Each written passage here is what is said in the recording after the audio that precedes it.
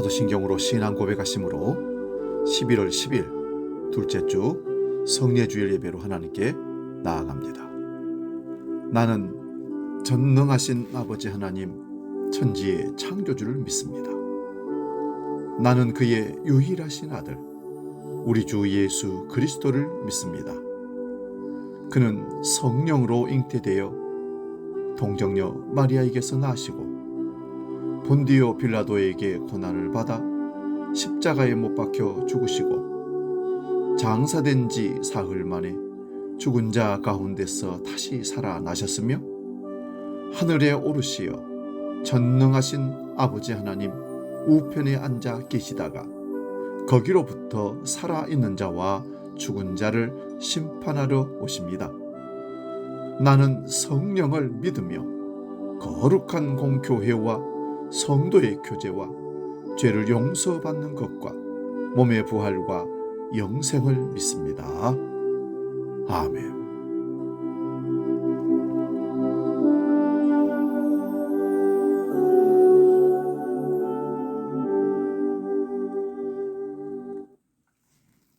찬송가 220장 사랑하는 주님 앞에 함께 찬송합니다.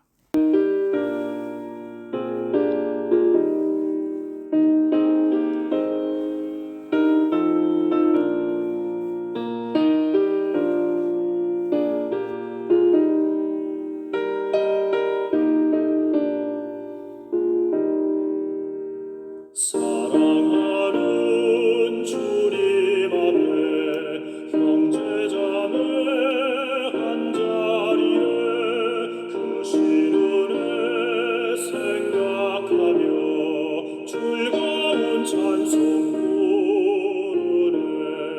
내 주 예수 본을 받아 모든 사랑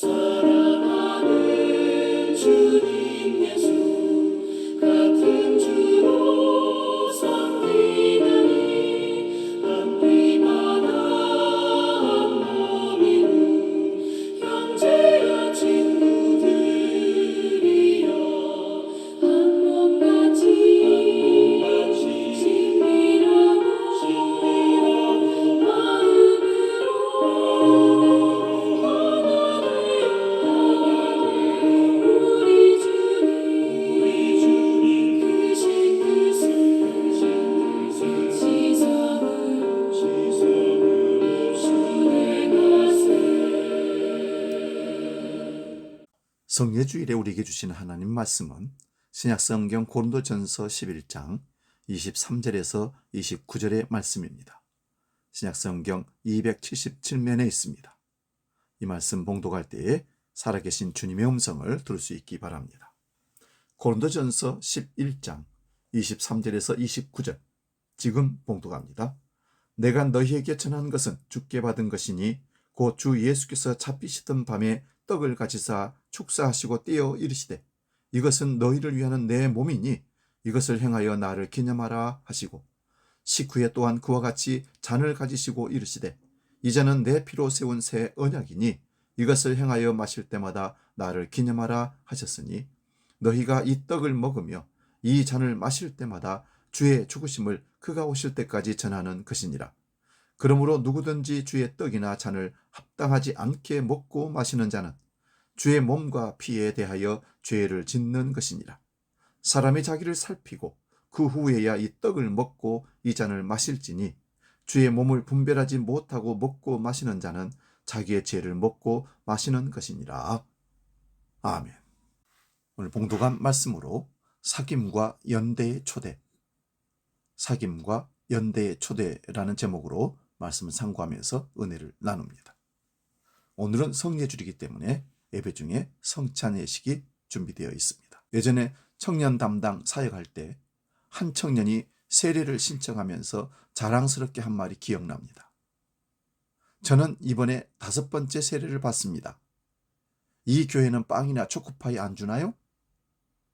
청년은 군에서 빵과 초코파이 준다고 기회가 되는 대로 세례를 받았다 말했습니다. 예전에는 실제로 군에서 많은 군인이 천주교, 불교, 기독교 중 빵과 초코파이를 많이 주는 것으로 행한다고 합니다. 그러므로 군대에서 빵 신자, 초코파이 신자라는 말이 크게 유행했었습니다. 세례는 죄인이 예수를 구주로 영접하는 신앙 고백이자 새로운 삶을 살기로 결단하는 변화의 시작입니다. 문제는 많은 영혼이 세례의 가치와 의미를 모르고 받듯이 성찬도 그 의미와 가치를 모르고 참석할 때가 참으로 많습니다. 성찬은 하나님께서 주의 재림까지 반복하여 지키라고 명령한 것이고 자신을 주신 사랑의 극치입니다. 하지만 우리는 습관적으로 남이 하고 교회가 하라고 하니까 생각 없이 성찬에 참석할 때가 너무도 많습니다. 안타깝게도 오늘 우리는 하나님께서 전부를 주신 은혜와 사랑을 받고도 그 의미와 중요성을 모르고 살아갈 때가 참으로 많습니다. 우리가 성찬에 함께 참여한다는 것은 예수님이 나의 생명의 떡이요 생명의 피라는 사실과 우리는 그리스도 안에서 영원한 형제요 지체라는 사실을 말로서가 아니라 행위로서 공동체 앞에 고백하는 것입니다. 오늘 성찬에 참여할 때도 한 사람 한 사람 속에 이 고백이 담겨야 합니다. 예수님은 나의 생명의 빵이시고 피이시고 우리는 그리스도 예수 안에서 한 형제요 지체라는 고백이 담겨야 예수님의 살과 피를 헛되이 먹고 마시지 않는 것입니다. 그러므로 고백이 없이 성찬에 참여한다는 것은 주님의 살과 피를 헛되이 하는 것입니다. 먹고 마실 때뿐만 아니라 예수님의 살과 피를 먹고 마시고 난 후에도 그 고백을 지켜야 합니다. 형제됨을 지켜내야 합니다. 만일 성찬을 받고 나서 미워하고 시기하고 질투하고 싸운다면 그것은 성찬을 욕되게 하는 것입니다. 본문 27절에서 29절을 함께 봅니다. 그러므로 누구든지 주의 떡이나 잔을 합당하지 않게 먹고 마시는 자는 주의 몸과 피에 대하여 죄를 짓는 것이니라. 사람이 자기를 살피고 그 후에야 이 떡을 먹고 이 잔을 마실지니 주의 몸을 분별하지 못하고 먹고 마시는 자는 자기의 죄를 먹고 마시는 것이니라. 자기를 살피지 않고 성찬에 참여한다는 것은 주님의 살과 피를 모독하는 것입니다. 성찬은 신비입니다. 예수님의 살과 피를 먹고 마심으로 내가 생명을 얻는 신비. 남남이었던 성도들이 성찬을 먹고 마심으로 그리스도 안에서 한 형제가 되고 하나님의 가족이 되는 신비. 주님의 몸을 이루는 신비입니다. 그런 면에서 교회는 성찬 공동체라고 말할 수 있습니다. 성경은 예수께서 성찬을 통해 당신 전부를 주심은 주님의 의지와 함께 하나님의 허락하심이었다라고 말씀합니다. 하나님께서 나를 구원하시라고 독생성자 예수를 허름한 짐승구이에 보내셨고 머리 둘 것도 없이 사역을 하셨고 십자가에서 물과 피까지 다 드리게 하셨습니다. 하나님은 나를 살리려고 당신 자신은 물론 독생성자 아들을 주셨던 것입니다. 사람이 누군가를 살리려고 자기 자신을 내놓는 것은 참으로 어려운 일이고 불가능한 일입니다. 그래서 누구도 타인을 살리려고 아들까지 내놓는 사람은 없습니다. 그런데 하나님께서 독생자 예수의 살과 피를 주셔서 우리에게 생명, 영생을 주셨습니다. 문제는 우리가 이처럼 주님의 몸과 피, 나를 살리려고 전부를 주신 엄청난 사랑을 모르기에 항상 형식적이고 생각 없이 신앙생활을 하는 것입니다. 사랑하는 여러분, 여러분은 하나님께서 주신 나의 정체성을 아십니까? 나는 하나님께서 독생 성자를 희생시켜야만 용서받을 수 있는 죄인 중에 괴수라는 사실 말입니다. 그러므로 우리는 성찬을 받을 때마다 나는 창조주 하나님께서 몸과 피를 희생하면서까지 살려낸 소중한 존재임을 잊지 말아야 합니다. 이처럼 성찬을 통해 내 가치와 소중함을 알면 세상을 살아가는 태도가 달라질 수밖에 없습니다. 그러나 마치 교회 마당만 밟듯 매번 형식적으로 성찬에 참여하면 참 은혜를 놓칠 수밖에 없습니다. 부족하지만 우리가 성찬을 통해 나를 살리려고 당신의 몸과 피를 주신 그 큰 사랑을 알면 하루를 살아도 세상에 함몰되지 않고 헛되게 시간 낭비하며 살아갈 수 없습니다. 교회 안에는 진리와 비진리가 공존합니다. 비진리를 쫓는 자들에게서 돌아서라고 사도 바울은 디모데에게 엄중히 경고합니다. 현대 교회는 비진리가 더욱 판을 치고 있는 실정입니다. 성도는 자기 잘난 맛에 사는 자들이 결코 아닙니다. 오직 예수 그리스도의 은혜와 주님의 대속의 죽음으로 말미암아 죄 용서받은 자들입니다. 이를 망각하면 자기 의를 자랑하게 됩니다. 주님은 오늘 본문 고린도전서 11장 24절에서 이것을 행하여 나를 기념하라고 말씀하셨습니다. 주의 죽으심을 주님 오실 때까지 전하고 이 복음을 자녀들에게 계승시켜야 할 의무가 우리에게 있음을 명심하며 살아야 합니다. 성찬은 끼리끼리 모여 먹는 공동체 식사가 아니라 주의 죽으심으로 생명 얻은 자들이 한자리에 모여 먹는 주의 만찬입니다. 성찬에 참여함은 나를 위한 그리스도의 죽으심을 기념하고 나 자신이 그리스도와 함께 죽는 것입니다. 성찬은 공동체의 화평과 일치를 전제로 합니다. 다툼과 분열은 성찬의 모욕입니다. 합당치 못한 성찬은 심판을 먹고 마시는 행위입니다. 에베소서 4장 4절에서 6절 말씀 봅니다. 몸이 하나요 성령도 한 분이시니 이와 같이 너희가 부르심의 한 소망 안에서 부르심을 받았느니라. 주도 한 분이시요 믿음도 하나요 세례도 하나요 하나님도 한 분이시니 곧 만유의 아버지시라. 만유 위에 계시고 만유를 통일하시고 만유 가운데 계시도다. 이런저런 형태로 분열된 세상에 사느라 힘겹지만 이 성경 구절을 반복하여 읽다 보면 우리가 가야 할 길이 분명하게 보입니다. 오늘 우리는 성찬의 자리 앞에 초대를 받고 있습니다. 예수께서 잡히시기 전날 밤 마지막 만찬을 기억하고 기념하기 위한 자리입니다. 성찬에 참여한다는 것은 우리를 있는 그들의 모습으로 받아들이시는 예수님의 손님이 된다는 뜻입니다. 세상은 우리를 냉대하였을지 몰라도 주님은 우리를 친절과 사랑으로 받아들여 주십니다. 성찬을 뜻하는 그리스어의 기본적 의미는 감사입니다. 성찬은 우리의 존재의 깊은 곳에서 울려나오는 감사로의 초대입니다. 주님의 초대를 받아 그분의 살과 피를 먹고 마시는 사람은 또한 누군가를 자기 삶 속으로 초대하고 그들을 진심으로 환대할 수 있어야 합니다. 전쟁과 배고픔과 정치적 박해를 피해 세계 각지를 떠돌고 있는 난민들의 존재는 오늘의 문명이 어디를 향하고 있는지를 묻는 물음표입니다. 예수님이시라면 기꺼이 그들의 품이 되어 주셨을 것입니다. 주님을 따른다는 우리 또한 낯선 타자들을 환대하고 그들을 위해 우리의 소중한 것을 줄 수 있어야 합니다. 그럴 때 우리는 새로운 세상이 도래하고 있음을 알리는 징표가 될 것입니다. 오늘의 본문은 우리가 주님과 어떻게 하나가 되고 성도가 어떻게 연합되는가를 보여주는 아주 중요한 본문입니다. 제자들은 주님께서 주신 떡과 잔을 받았지만 그 가치와 의미를 잘 몰랐습니다. 그래서 성찬 후에 가룟 유다는 예수님을 팔아먹기 위해 어두운 세상으로 나아갔고 3명의 제자는 겟세마네 동산에서 주님처럼 깨어있지 못하고 모두 잠들고 말았습니다. 그러나 우리가 잘 알듯 성령 세례 후 제자들은 성찬을 받은 사람답게 모든 것이 달라졌습니다. 성령을 체험한 후에 더는 위축되지 않았고 땅끝까지 주님의 증인으로 살면서 날마다 달라지고 성장했습니다. 그렇다면 주님께서 왜 당신의 몸과 피를 주셨고 하나님께서 왜 독생 성자 아들까지 우리에게 주셨을까요? 단순히 성찬의 의미를 아는 것을 넘어서서 진짜 목적은 성찬의 은혜를 통해 이전과 완전히 다른 삶을 살아가야 하기 때문입니다. 앞으로 더는 세상과 나를 위해 살지 않고 하나님을 위해 살아가야 하기에 성찬의 은혜를 주셨습니다. 그러나 우리는 1년에 2차례의 성찬에 참여하지만 변화되지 않았고 항상 영적 제자리 걸음을 반복합니다. 문제는 성찬의 능력이 참으로 크고 깊지만 내가 성찬의 은혜를 받고도 바뀌려는 의지가 없는 것입니다. 그렇다면 여러분은 예수를 믿고 주님의 살과 피를 그렇게 많이 받고 과거 주님을 모르던 때와 비교하여 무엇이 얼마나 달라졌습니까? 핵심은 것만 달라지기보다 성찬의 은혜를 받은 사람답게 우리의 속사람이 이전과 달라져야 합니다.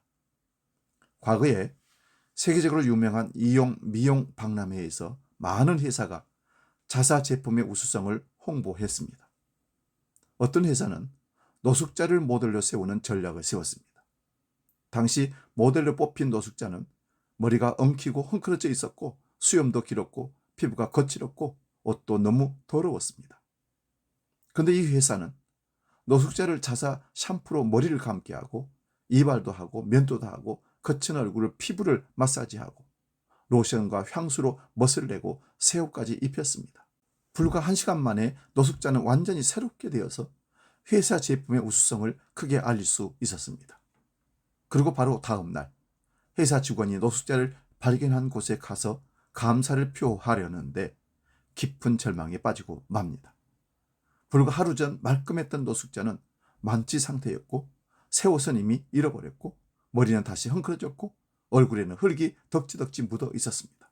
비록 좋은 화장품으로 겉은 변했었지만 어느 누가 이 노숙자가 변했다고 말할 수 있겠습니까? 문제는 오늘 우리가 이 노숙자처럼 살아가는 것은 아닌지 깊이 자문해 보시기 바랍니다. 실제로 오늘 우리도 주님의 보혈로 그 고귀한 살과 피를 받았지만 달라지지 않고 그냥 그대로 살아갑니다. 여전히 죄 중에 빠져 세속적으로 살아가고 주님 주신 살과 피와 너무도 무관하게 살아갑니다. 우리가 거룩한 성찬을 통해 진짜 변화되려면 성령의 깊은 임재를 체험해야 합니다. 성령이 임하여 주님의 살과 피를 받고도 넘어진 제자들을 다시 일으켜 세웠습니다. 성령이 임하여 변화된 삶을 살아가도록 많은 그리스도인들을 바꾸셨습니다. 성찬의 거행은 주님의 한 가족 안에서 형제와 자매로 간주된 자들 사이에서 화해와 나눔의 실천을 요구하고 사회적, 경제적, 정치적 삶 속에서 적절한 관계를 추구하도록 계속 도전을 줍니다. 그리스도의 몸의 성례적 교통 속에 연대하는 것과 그리스도인들이 다른 사람들과 세계에 대해 책임을 다해 돌봐야 한다는 것 등이 성찬의 의미에 나타납니다. 더 나아가 성찬 예식을 거행함으로 성찬의 근원이신 예수 그리스도의 삶과 사역, 죽음과 부활의 의미를 삶의 현장에서 곳곳에서 살아내라는 새로운 부르심의 사명을 우리에게 주십니다. 고린도후서 8장 2절에서 사도 바울은 고린도 교회에 보내는 편지에 빌립보 교회가 전혀 알지 못하는 어려움당한 교회에 연보를 보낸 얘기를 소개합니다. 환난의 많은 시련 가운데서 그들의 넘치는 기쁨과 극심한 가난이 그들의 풍성한 연보를 넘치도록 하게 하였느니라. 넉넉하기 때문이 아니라 편안하기 때문이 아니라 사랑의 연대를 이루기 위해서 자신을 선물로 내어주는 행위가 바로 이런 것입니다. 이야말로 새로운 세상의 징표가 되는 것입니다. 바울은 이것을 하나님께서 여러 교회에 베풀으신 은혜라고 말합니다. 은혜는 나의 필요가 채워지는 것만이 아니라 내가 누군가에게 필요한 존재가 되는 것, 남을 위해 자기를 기꺼이 내줄 수 있는 존재가 된다는 것 자체가 하나님의 은혜입니다. 바울은 그런 사랑의 연대에 동참하는 이들은 아까워하면서 내거나 마지못해 사는 일이 없어야 한다고 말합니다.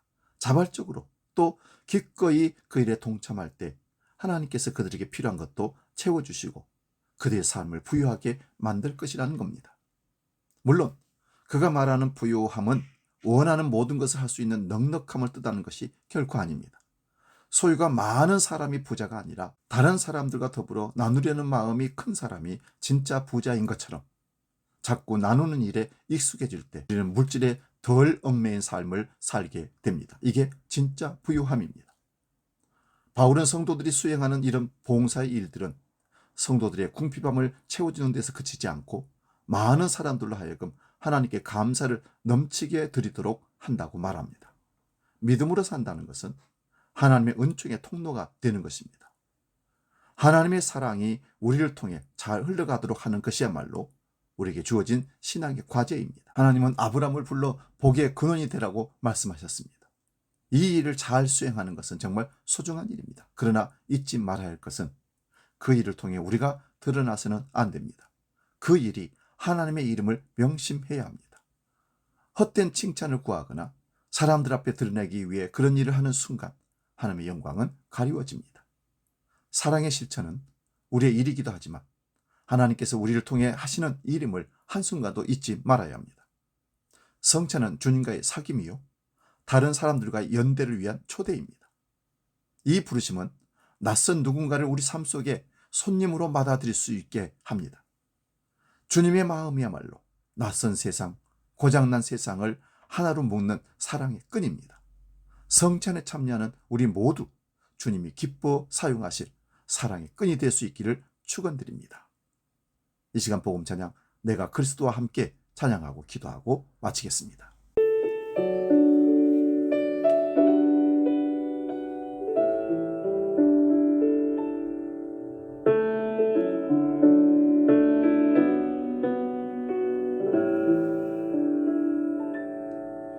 내가 그리스도와 함께 십자가에 못 박혔나니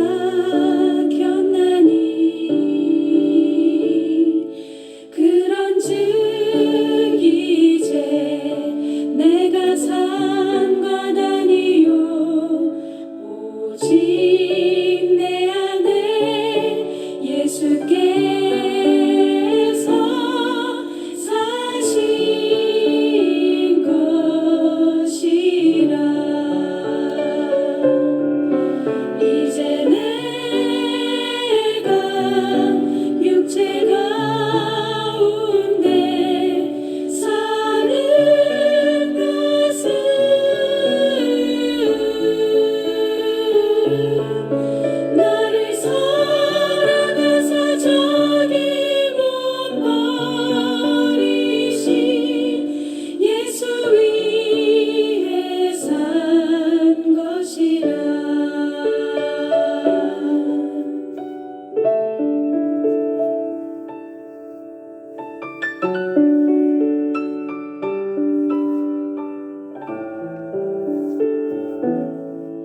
내가 그리스도와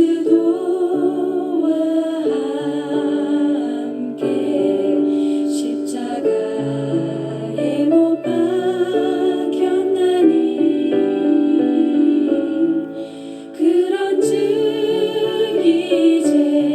이제 내가 산 것 아니요 오직 내 안에 예수께서 사신 것이라 이제 내가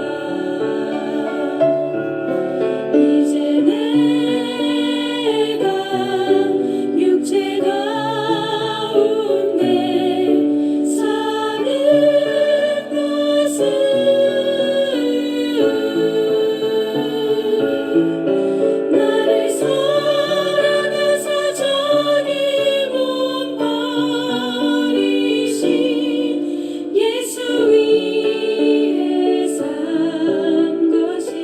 산 것이라. 기도하겠습니다. 죄악으로 인하여 죽어 마땅한 우리를 살려주신 하나님의 은혜를 먼저 감사드립니다. 또한 독생성자를 예수 그리스도를 이 땅에 보내시어 십자가의 질고를 겪게 하시고 생명을 우리에게 주심도 감사를 드립니다. 또한 이 은혜를 생각하고 살아가도록 성찬을 허락하시어 참여케 함으로 주님과의 사귐과 연합의 신비를 누리게 하심도 감사를 드립니다. 이 성찬을 기억하고 주님 다시 오실 때까지 기념하여 주님과 사귐이 있고 이웃과 연대하여 나누고 섬기는 주님의 사랑을 실천하는 삶을 살도록 우리를 이끌어 주시옵소서.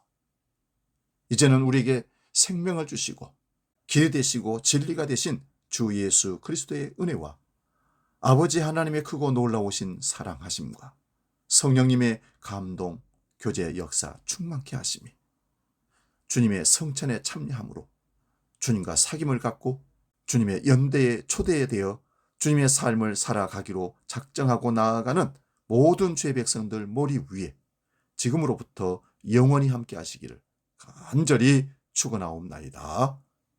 아멘.